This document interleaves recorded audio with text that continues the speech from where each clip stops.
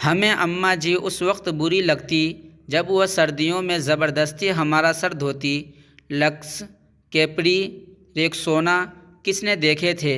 کھجور مارکا صابن سے کپڑے بھی دھلتے تھے اور سر بھی۔ آنکھوں میں صابن کانٹے کی طرح چبھتا اور کان اماں کی ڈانٹ سے لال ہو جاتے۔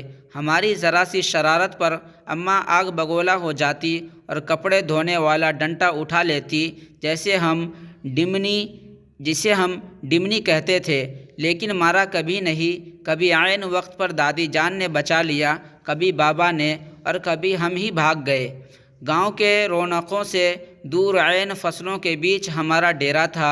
ڈیرے سے پگڈنڈی پکڑ کر گاؤں جانا اماں کا سب سے بڑا شاپنگ ٹور ہوا کرتا تھا، اور اس ٹور سے محروم رہ جانا ہماری سب سے بڑی بد نصیبی۔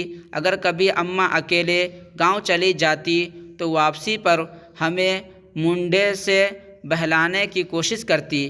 ہم پہلے تو ننھے ہاتھوں سے اماں جی کو مارتے، ان کا دوپٹہ کھینچتے، پھر ان کی گود میں سر رکھ کر منہ پھاڑ پھاڑ کر روتے۔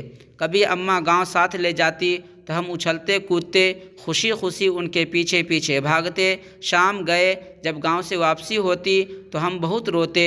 ہمیں گاؤں اچھا لگتا تھا، ماں ہم گاؤں کب جائیں گے؟ میرے سوال پر اماں وہی گھسا پٹا جواب دیتی، جب تو بڑا ہوگا، نوکری کرے گا، بہت سے پیسے آئیں گے، تیری شادی ہوگی، وغیرہ وغیرہ۔ یوں ہم ماں بیٹا باتیں کرتے کرتے تاریک ڈیرے پر آ پہنچے۔ مجھے یاد ہے گاؤں میں بابا مظفر کے یہاں شادی کا جشن تھا۔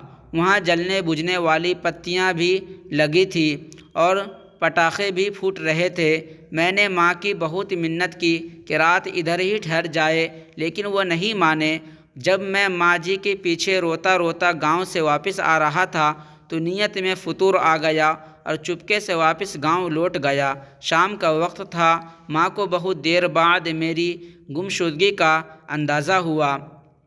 وہ پاگلوں کی طرح رات کے اندھیرے میں کھیتوں میں آوازیں لگاتی اور ڈیرے سے لے کر گاؤں تک ہر کونے میں لالٹین لٹکا کر جھانکتی رہی۔ رات گئے جب میں شادی والے گھر سے بازیاب ہوا تو وہ شیرنی کی طرح مجھ پر حملہ آور ہوئی۔ اس رات اگر گاؤں کی عورتیں مجھے نہ بچاتی تو اماں مجھے مار ہی ڈالتی۔ میرے دوستوں، اسی طرح کے ویڈیو کے لیے آپ ہمارے چینل کو سبسکرائب کریں اور بیل کے بٹن بھی دبا دیں تاکہ جو بھی ویڈیو آوے سب سے پہلے آپ تک پہنچے۔